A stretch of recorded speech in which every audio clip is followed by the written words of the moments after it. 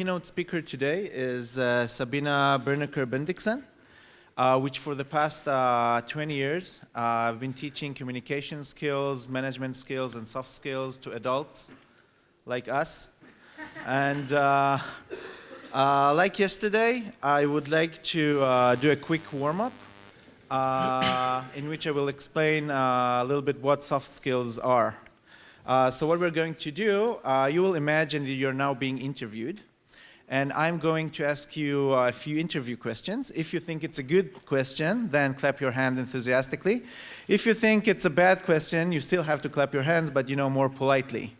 Now these questions, I didn't make them up. Okay, they're from a website of a very, very well-known software company that all of us use their products. Okay, so it's not me. So the first question is, you won't believe this. Okay, so tell me about a time you used humor in a meeting. Did it work? Yeah, good. Tell me about a time when you used humor to diffuse a tense situation. What did you learn from that? Yeah? And the last one, this is a real gem. Tell me about a time when something really funny happened at work. What benefit did it serve? I'm here now. Yeah. Okay, so please help me welcome Sabine.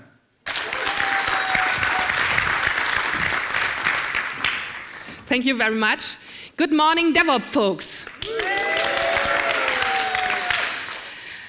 The topic chosen is debugging your communication for more efficiency. That's me at work.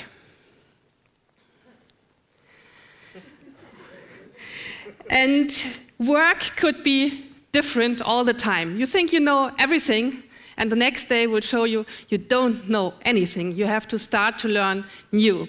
And that's what I have done the last 2 years when I start dealing with the people from the tech industry.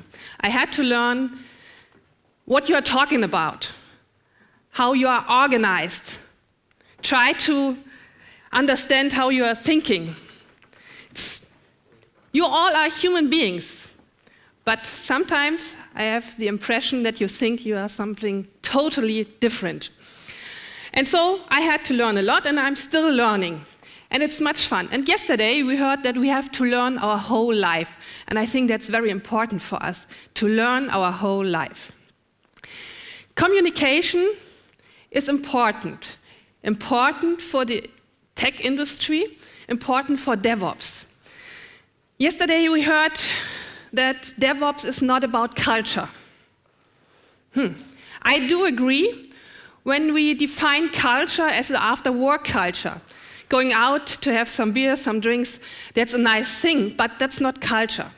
Culture for me always appears then when things get worse, when we are not in our comfort zone, when we have to leave the beloved things we are doing every day, and we get into stressy situation.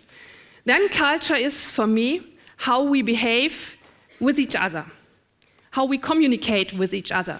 And I think for DevOps, for working in cross-functional teams, for working in multicultural, for working in diversity, culture is important. When you define culture as the way we behave with each other in difficult situations. And for culture, for behaving with each other, communication is the system you transport your ideas. You transport what you want to say. You transport a part of your behavior. So communication is important for culture. Communication is important for work. Communication is important wherever people come together to give their best and to come to goals, to reach goals. There's one guy called Paul Watzlawick. He once said, we cannot not communicate. Whenever we get together with another person, we start communicating at once. even when we are saying nothing. Because communication is far more than the spoken word. And when I was standing here and was saying nothing, you would get an impression of my person. And so this is a kind of communication. Communication is everywhere around us, all the time. And the bad thing is that misunderstanding is often hot on the heels of communication. Misunderstanding is part of communication. That's the thing we have to face. A bad communication causes maybe a lot of trouble. A bad communication often is the reason for mistakes. A bad communication could really be demotivating. And a bad communication could cost a lot of energy to clear up all those misunderstandings afterwards. A bad communication costs a lot of time. And it costs efficiency. It's bad for efficiency. And in the end, a bad communication could be very expensive. I think all those points are similar to IT projects, aren't they? A lot of IT projects causes trouble, are reasons for mistakes, are demotivating, cost a lot of energy, cost a lot of time, aren't very efficient, and are perhaps expensive. Perhaps the way the team is communicating with each other is one of the reasons why IT projects sometimes run this way. So, why do we accept this? Why do we accept that a bad communication disturbs our motivation, disturbs our projects? I don't know. Or it is that we underestimate the complexity and the importance of communication. Because most of us think we are masters of communication. Because we are communicating from our early childhood on. We are able to speak and write. We are able to listen and read. So why the hell do we need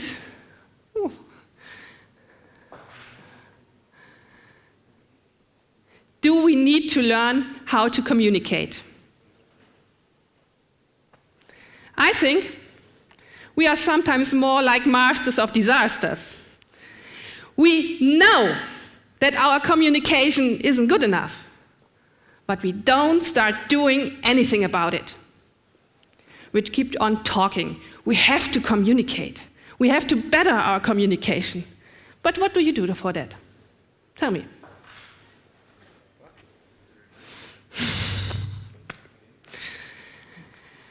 Too often, we are trapped in the complex web of the communication. It's called our own patterns. And that's the reason why it is so hard to better our communication. We talk about our patterns. We have learned all over the time. And to leave these well-known paths is hard, especially when you try it on your own. So, what can we do? First of all, we have to change our mindset concerning communication. Communication is important, even for people from the tech. We need to learn a lot about communication. There are some natural born talents in communication, but only some few. We need to ask for help to better our communication. When I don't ask anyone, how do you feel about the way I'm communicating with you, I don't know what's going on in his mind or her mind. We need to stop concentrating only on technical skills. And we need to start our training for communication. Communication has to be trained in a team or as a single person. So, are here some guys who decide about money for further education? Oh, no one. If you ask in a company, they will always say, yeah, it's okay, go to a seminar with programming languages or whatever. But when you ask, oh, I want to visit a communication seminar, I say, what's the benefit out of it? No one wants to spend money on this topic, although it's very important. So, that's what we all know.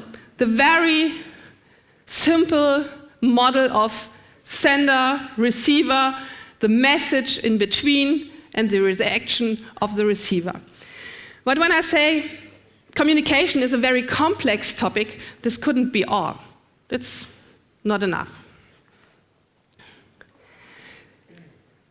Let's have a look in our history. The oldest parts of communication are 4.5 billion years old. The human being is 4.5 million years old. And the modern human being, as we are, only 40,000 years old. That means the oldest parts of communication are much older than we are. Not me as a person, but we as a human being kind. So there are some systems inside of us which are very, very, very old. But we don't know about them, most of us. And just for your information, this young guy thinks, oops, 98.5%. Has anyone an idea what we are talking about? The genes, yes. 98.5% of our genes are similar to those of the chimpanzees. The number depends on the method of analyzation, but it's an average number. Just for your information, the genes of the male are more similar to those of the chimpanzees than those of the women. So you can make up your mind for yourself. Just for the information, we say we are the human being and we are the queens and the kings of the earth, but we are not far away from those guys. Yeah? And they are communicating too. And try it. There's a movie from the BBC about a chimpanzee's colony, and when you turn off the volume and just have a look at these guys acting with each other and thinking the way all those hairs on their body and put them into some clothes, I think you find some parallels in acting with each other. So far about humor. Why is communication so complex and what is part of it? All these components are communication. We have here the part of the verbal communication and here the part of the non-verbal communication. The verbal communication is all about the wording, the syntax, the logic, grammar. The spoken word, the meaning of the spoken word, or even the written word. That's one part. Another big part, the non-verbal communication. On the one hand, the para-verbal communication, it's all about your voice, the volume of your voice, the speech rate, the intonation, the articulation, the speech melody, and the voice itself. Do you like this voice, or is it very exhausting for you? Something like that. And we have another part, the body language. That's the way our facial expressions are. the gestures we are using, our body posture, eye contact, clothing. Even clothing is a part of communication. Do I want to belong to a group, or do I want to protest or something like that? And this is the oldest part of communication, our body chemistry. The worst about body chemistry is we can't influence it. It happens if we want or not. Body chemistry is often the reason why we fall in love with someone. And we can't stop it. So, we have to face that there is something like body chemistry, but we can't train about this. So, don't focus. 3 important parts of communication. Verbal communication, paraverbal communication, body language. Avishai, please come to me.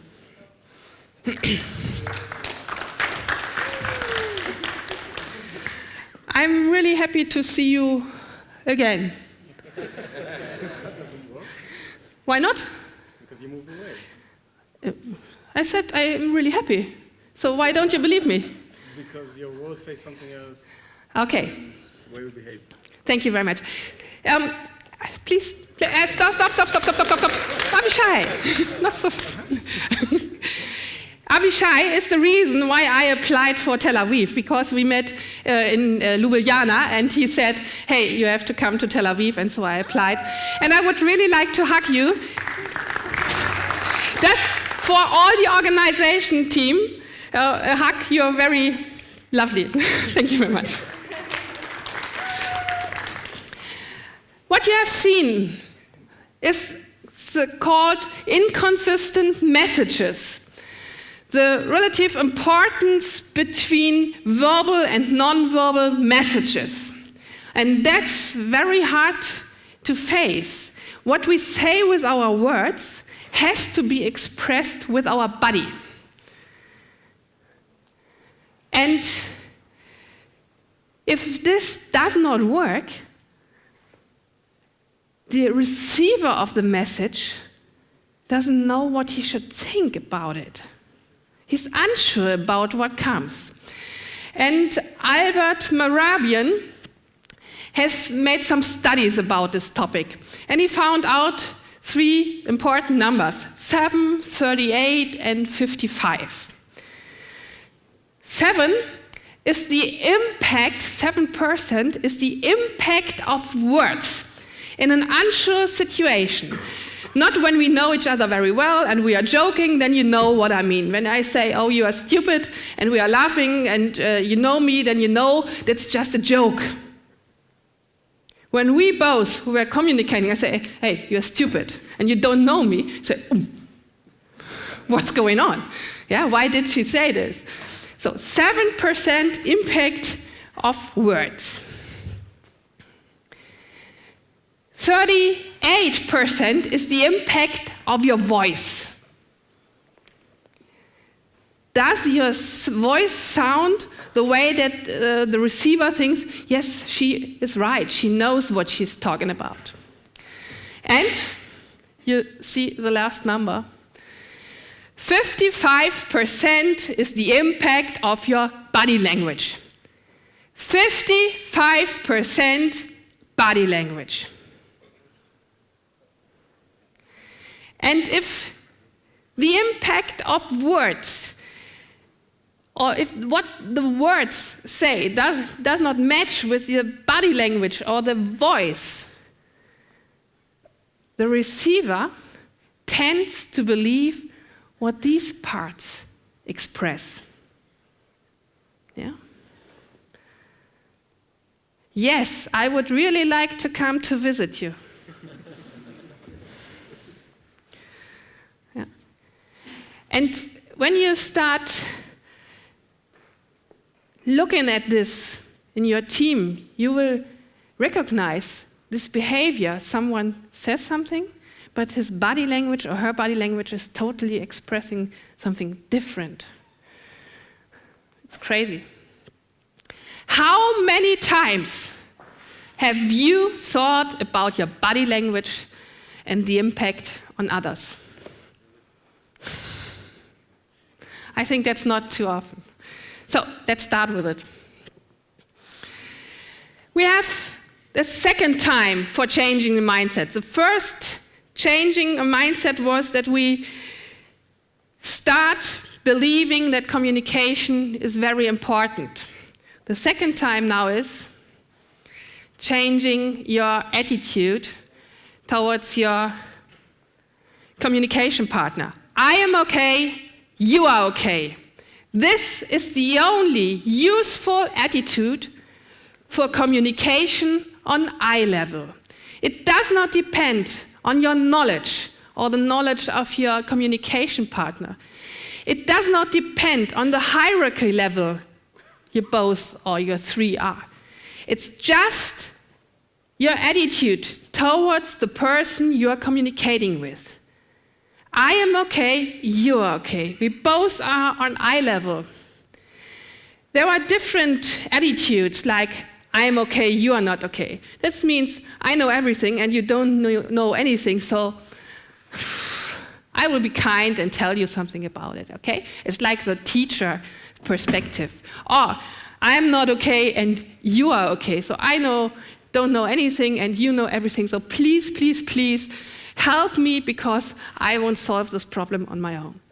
I am okay, you are okay. That's the right attitude within a team. And it's important for both. It's important for the sender and for the receiver because it influences the process of communication in a very hard way. So let's have a look what happens in this chain of communication. Here at the top is the sender. The sender wants to send a message and he starts with encoding this message. This happens not in your conscious, you do it automatically. Yeah? Then when the message is encoded, you are sending it. And here, the process of receiving is starting. The first step is to decode this message.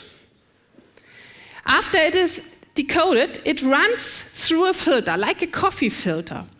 But this filter, and that's very important, is individual to each person. The filter could be the experiences you have made. So our experiences are all different. The filter could also be your knowledge, your actual mood, or biases, prejudices you have against this topic or against the sender, whatever. After this information, which has run through the filter, the interpretation starts. The receiver starts to interpret the information. And due to this interpretation, emotions come up. And all these emotions causes a reaction. Communication is always about emotion. This does not have to be always the emotion of starting laughing, starting crying, or whatever. This could be just a feeling inside of you. Just small feeling. I feel well with this person, or I don't like this person, or whatever. Yeah? And the problem is that these filters are mostly unknown to ourselves as a receiver and to the sender. So the sender has no possibility to influence the filters. But it's good to know about this because when I know how this process works, I can try to give the full range of information the sender needs for a hopeful, good interpretation. Often, the lack of information, not talking enough about a topic, is the reason that misunderstandings appear. We want to save time, so we try to keep short in our messaging. But that doesn't always work.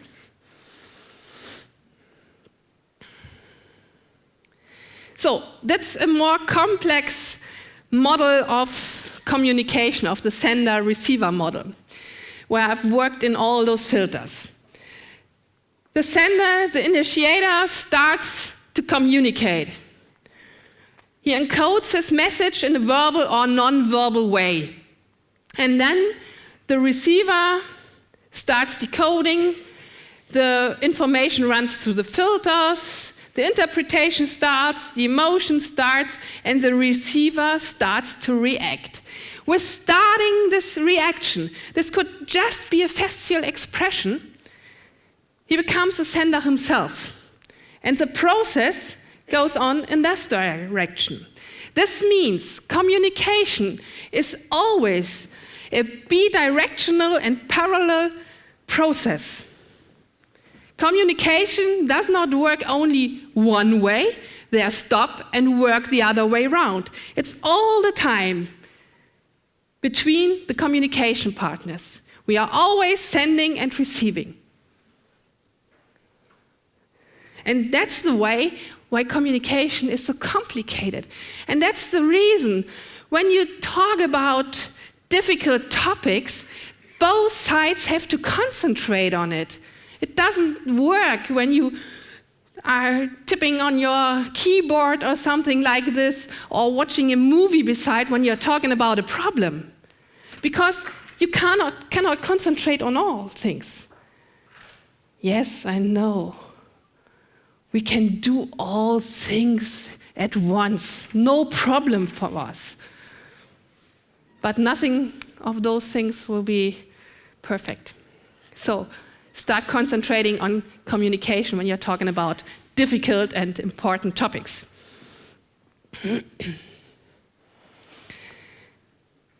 This is a helpful tip for the sender, so that you don't have this assembly construction which wouldn't work when you have a look on it. Yeah, you must have a closer look, then you see the mistakes in it. Explain exactly your point of view for a better understanding. Explain exactly what you mean. Do not think that the other one could look inside your head or could read your mind. He couldn't.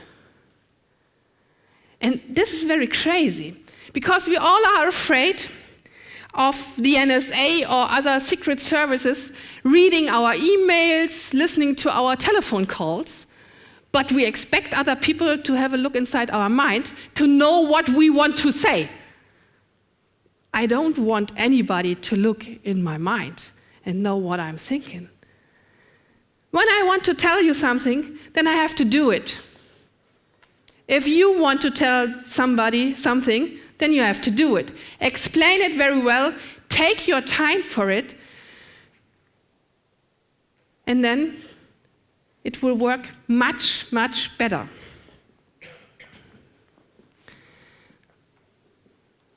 There's also a helpful tip for the receiver, because communication is for both sides. Both sides need to know how communication works. Ask questions if there is a huge scope for your interpretation. If it is not clear what the sender wants to say, ask. And then he will hopefully explain it. There's no problem about asking questions. It's much better than making up your own mind and start to worry about what your head made out of this interpretation and try to clear up the situation afterwards. Because that took much more time than asking a question and talking about it. So, very helpful, ask questions if the scope for interpretation is too huge. It saves time at the end. And that's what we said, what the problem is, not only in IT projects, but also in communication. Bad communication, it costs time. Have you ever heard about nonviolent communication? Oh. Huh? There's a book like called Nonviolent. Oh, it's much more than a book. Books are very nice because you can put books into your shelf and say, oh, I've got a book. But it's very important to read in this book and to understand what it wants to say and to try to adopt some of these tools they are talking about. Nonviolent communication is the smart way for communication. Nonviolent communication says that you don't have to put yourself as the measure of all things. Sounds a little bit crazy. When you use the topic of the method of nonviolent communication, you talk about your impression, how it feels to you, to your feelings, and you help to improve the situation with giving your ideas and your wishes, what you want to get out of the situation. And that's a really good way of talking in a team. It does not work 100% of the time, but when you try to put it into your daily life, step by step, 1% more, 1% more, 1% more, your communication will better a lot. This means, when we are talking about problems you are not interested in. Is this right? No? I could say, when I use nonviolent communication, always when we are talking about problems, I have got the impression that you are not interested in, because you have your phone in your hand, your laptop on your legs, and I have the impression that you do not listen.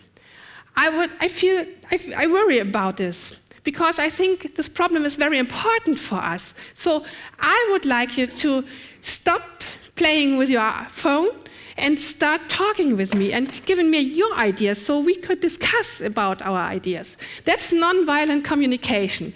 I describe my feelings, my emotions, and try to explain what I wish, what my idea of solution could be. So we are in a process of dialogue.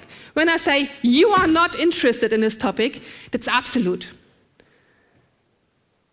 Yeah? So it's an absolute judgment, and that's not the way we could start a dialogue. A dialogue is something both partners are on eye level, and it doesn't work when I judge about somebody else. That's nonviolent communication.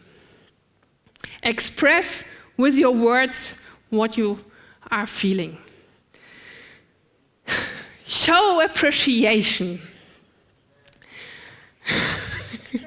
Why? Show appreciation is a very important part of communication. Each team member needs to know the personal value to the team. What's my value to you? What's my value to the team? Each team member should enjoy working in the team. Enjoying work is something very good, very helpful. Each team member should feel like being a part of the team and not outside of the team. And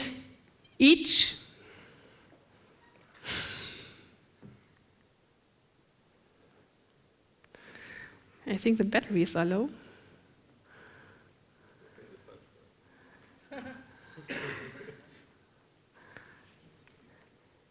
Okay. Each team member should feel well in the team. Appreciation is very important.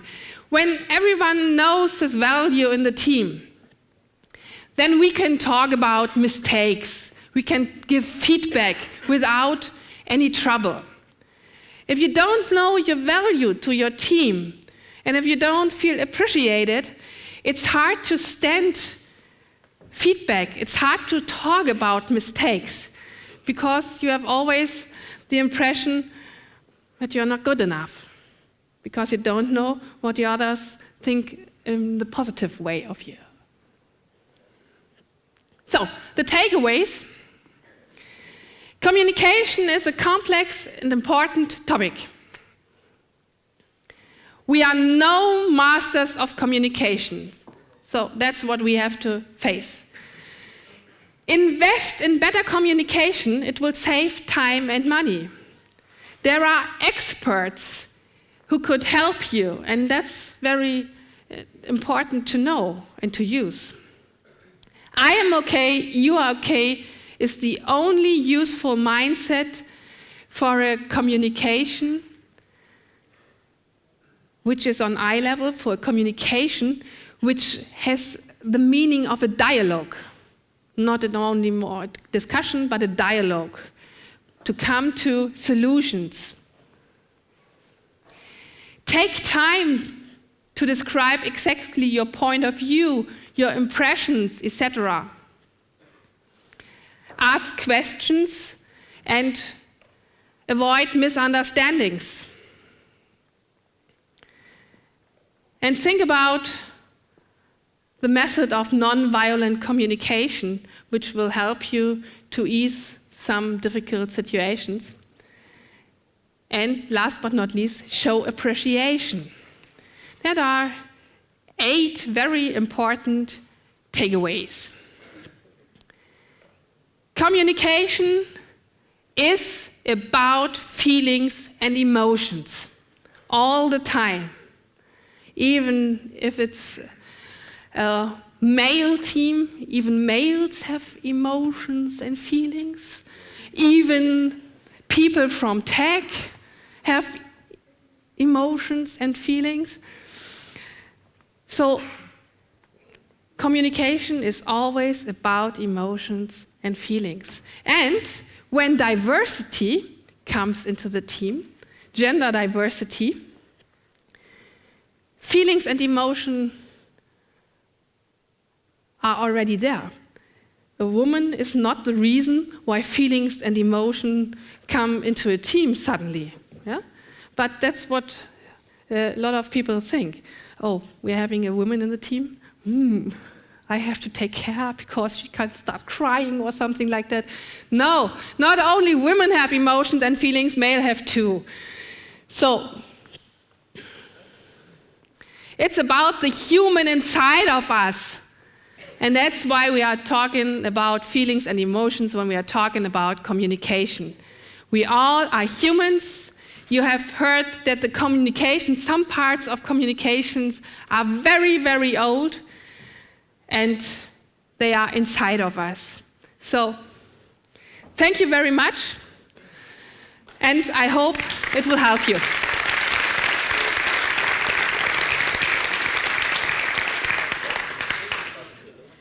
Are there any questions?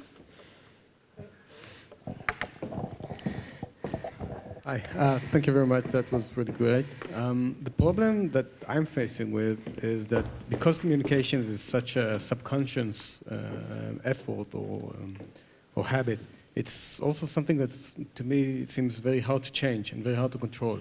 So how do you recommend that we go about changing the way we communicate in that case? That's what I said, you need help for it. It's very difficult to do it on your own because you haven't got your own feedback.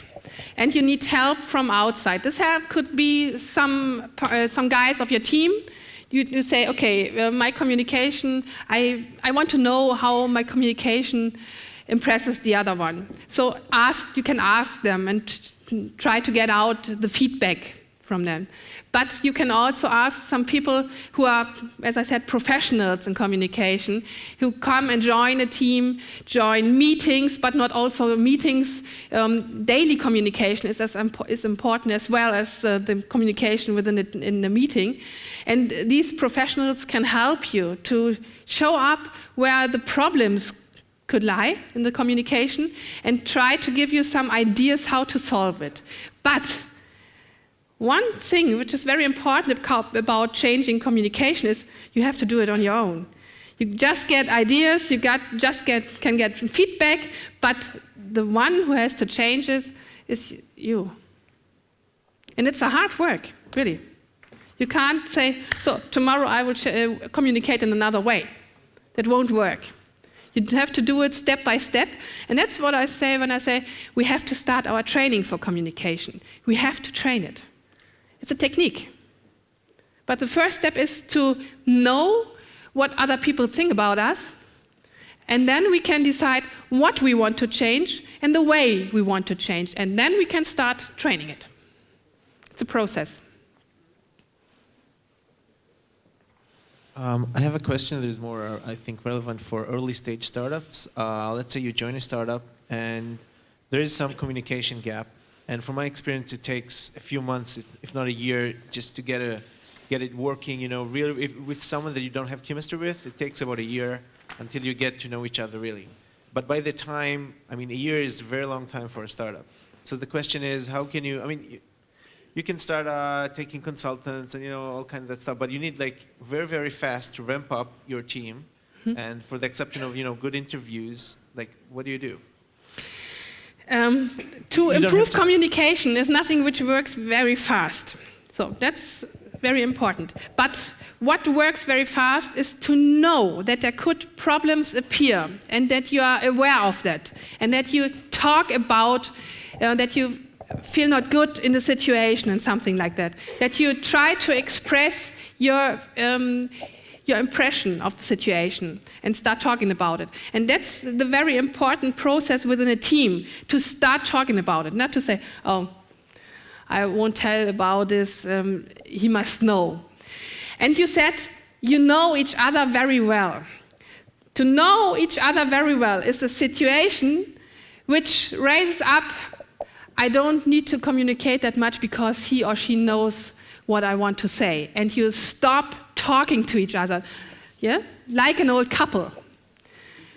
Sometimes it works. Most of the time, problems are arising.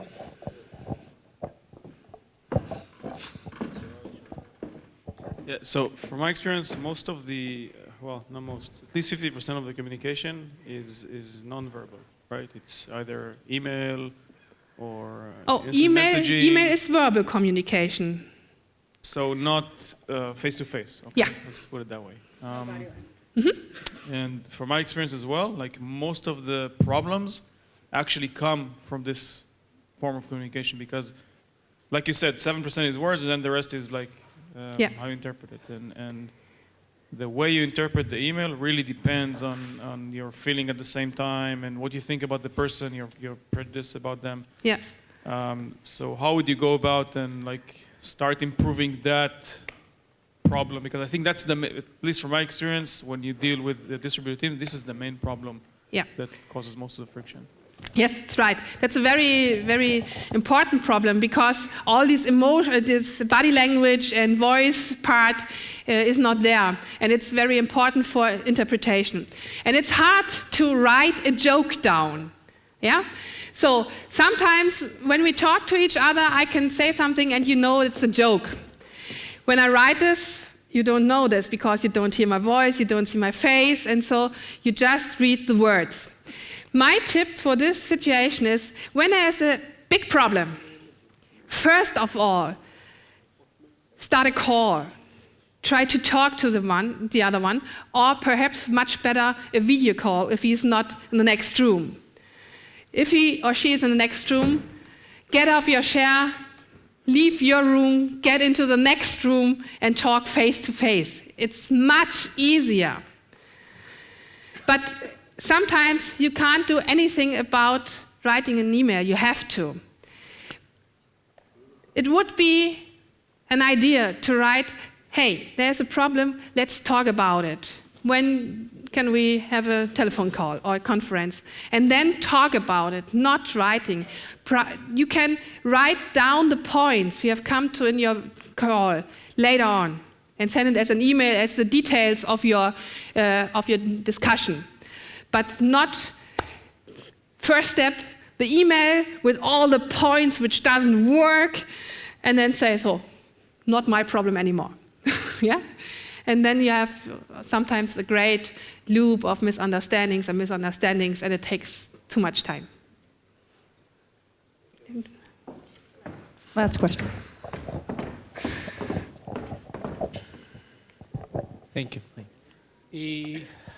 Emails could be changed by phone calls, or I can preserve the presentation, video call, whatsoever.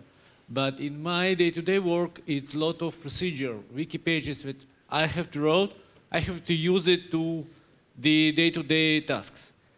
In my experience, when I write it, I never use it. Anyone use it, and I'm wondering what could be done, what should be changed in order to make the procedure that is less emotional thing that I can think about it, more workful, useful, more valuable. When you write something, you have a little bit of time about thinking about it. When you talk to each other, there's not so many time to think what you want to say. So when you write something down or want to write something down, try to change the point, your point of view, the point of the receiver. Try to get into his shoes and see the information through his eyes. That's the thing you can do. And then try, what would you think if you are in the place of the other one? Yeah? Try to see your information from the receiver side. Sometimes it works.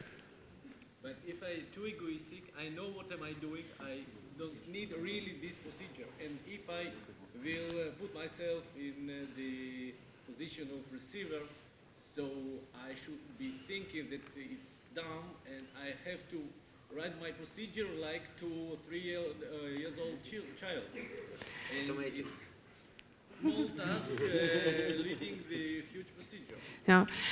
You have heard about I'm okay, you are okay? Yes. Yes. Okay. How I put it in the procedure, where is the border? Yeah, but you know to whom this message is important. And you have an idea about their level of knowledge on something like this. So, and you don't have to step much lower. Just see this, okay, I am the expert of this, and I want to explain it to someone else who's not probably the expert of this topic. So I try to explain it in a language with words he or she is able to understand. So explaining it in your words, because you are the expert, and explaining it in my words, like I would explain it to another expert, is the level I am okay, you are not okay. That's the teacher position. So let's start talking about it like ordinary people would do. So, and try to get a step to level you on, or you put you on your level of your receiver.